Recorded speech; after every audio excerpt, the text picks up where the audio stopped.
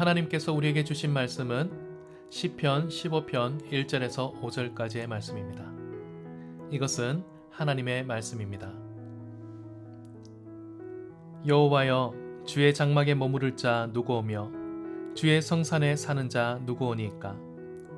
정직하게 행하며 공의를 실천하며 그의 마음에 진실을 말하며 그의 혀로 남을 허물하지 아니하고 그의 이웃에게 악을 행하지 아니하며 그의 이웃을 비방하지 아니하며 그의 눈은 망령된 자를 멸시하며 여호와를 두려워하는 자들을 존대하며 그의 마음에 서원한 것은 해로울지라도 변하지 아니하며 이자를 받으려고 돈을 꾸어주지 아니하며 뇌물을 받고 무지한 자를 해하지 아니하는 자이니 이런 일을 행하는 자는 영원히 흔들리지 아니하리이다. 아멘. 한 주간 주님 안에서 평안하셨습니까? 오늘 우리가 함께 읽은 시편 15편은 다윗이 이전에 하나님의 법궤가 오벳 에돔의 집에 있을 때에 그 법궤를 다윗성으로 옮기고 난 이후에 지었던 시로 알려져 있습니다. 다윗은 그의 생전에 하나님의 성전을 짓기를 간절히 사모하였습니다. 비록 그의 손에 피가 많이 묻혀져 있었기 때문에 그가 이루지 못하고 솔로몬이 이루게 되었지만 하나님은 다윗의 이런 간절한 마음을 다 받아주셨습니다. 그리고 오히려 다윗에게 영원한 집을 세워주겠노라 하고 다윗 언약을 세워주셨죠. 다윗은 이 시편 속에서 하나님의 성전 그리고 하나님이 계신 그 거룩한 성산에 머무를 자 누구입니까? 라고 질문을 던집니다. 우리는 신앙생활을 하면서 늘 하나님과 함께 거하길 원합니다. 주님 계신 천국에 머무르기를, 그리고 영원한 나라에 거하기를, 거기에 살아가는 합당한 사람이 되기를 우리 또한 간절히 소망하고 원하고 있죠. 그래서 오늘 말씀은 그런 우리 신앙의 소망, 또 성도로서의 마땅한 지향점을 이루어 갈 때에 아주 귀한 시금석 같은 말씀이 되는 것입니다. 한 가지 예화를 들려드리겠습니다. 1996년 시카고에서 있었던 일인데요.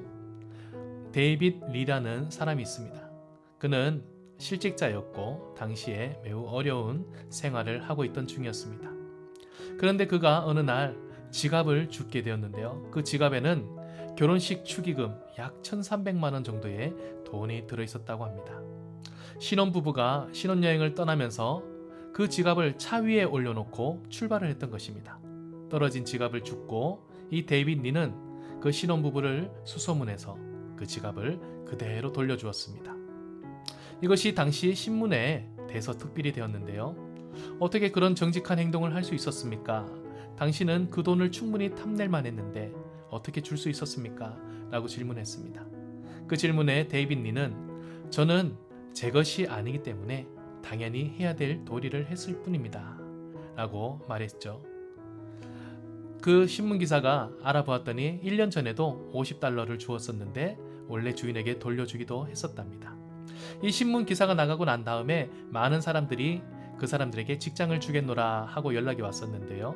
그 연락을 받고서도 이 데이빗 리는 자기가 자격을 갖추어 갈 수 있는 곳, 자기가 정직하게 갈 수 있는 직장만 골라서 거기에 가서 일을 하도록 하겠다. 자기 능력도 되지 않는 곳에 가서 그냥 돈을 버는 그런 비양심적인 행동은 하지 않겠다라고 했다고 합니다.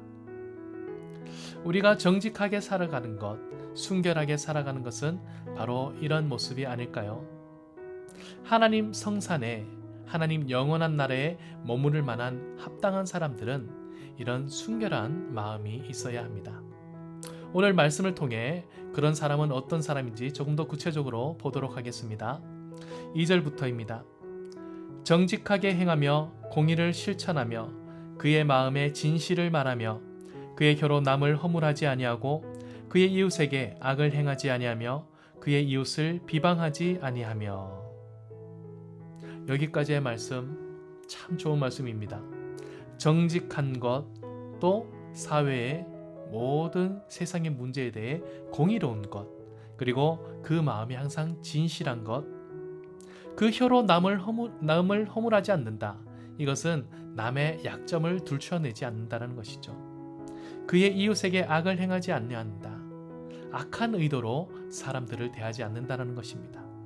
그의 이웃을 비방하지 않는다. 이유 없이 상대방을 깎아내리거나 그들을 헐뜯는 행동을 하지 않는다라는 것이죠. 사실 우리가 관계 속에 살아가면서 이런 것들을 지켜가기가 얼마나 힘듭니까? 우리가 억울한 상황을 당할 때가 있고 우리에게 해를 끼치는 사람들이 있습니다.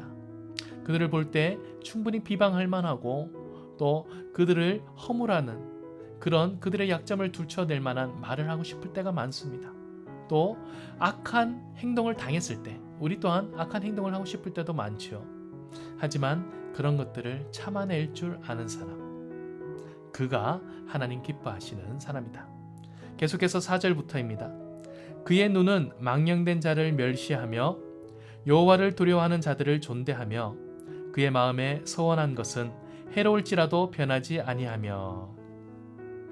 망령된 사람을 멸시한다. 망령되다는 것은 하나님이 기뻐하지 않는 일들을 찾아서 하는 사람들이 말합니다. 하나님 두려운 줄 모르고 함부로 행하는 모든 사람들을 멸시하는 마음, 그들의 행동이 잘못되었다라고 지적할 수 있는 사람이라는 것이죠. 여호와를 두려워하는 자들을 존대한다. 그렇죠. 하나님을 두려워할 줄 아는 사람들, 그들을 높여줄 줄 알고 존경할 줄 아는 마음, 또 그 마음에 서원한 것은 비록 해로울지라도 꼭 변치 않고 지켜내는 사람. 과거 예수님은 우리에게 이런 말씀을 하셨습니다. 맹세하지 마라. 서원하지 말아라. 우리가 하나님 앞에 어떤 약속과 결단을 했을 때 그 약속과 결단은 하나님이 다 들으십니다. 그래서 우리는 그것을 반드시 이루어야만 하죠. 지켜야만 합니다. 하지만 우리는 연약하기 때문에 그 약속을 지키기가 쉽지 않죠. 그래서 예수님은 서원하지도 말고 맹세하지도 말아라. 우리의 연약함을 알기 때문에 하신 말씀입니다.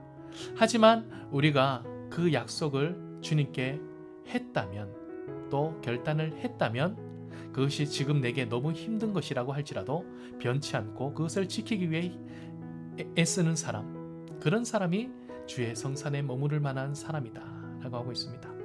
또 5절 말씀입니다. 이자를 받으려고 돈을 꾸어주지 아니하며 뇌물을 받고 무지한 자를 해하지 아니하는 자이니 이런 일을 행하는 자는 영원히 흔들리지 아니하리이다. 내가 누군가에게 이익을 얻기 위해서 돈을 막 꾸어주는 것, 선한 의도로 준다는 것이 아니죠.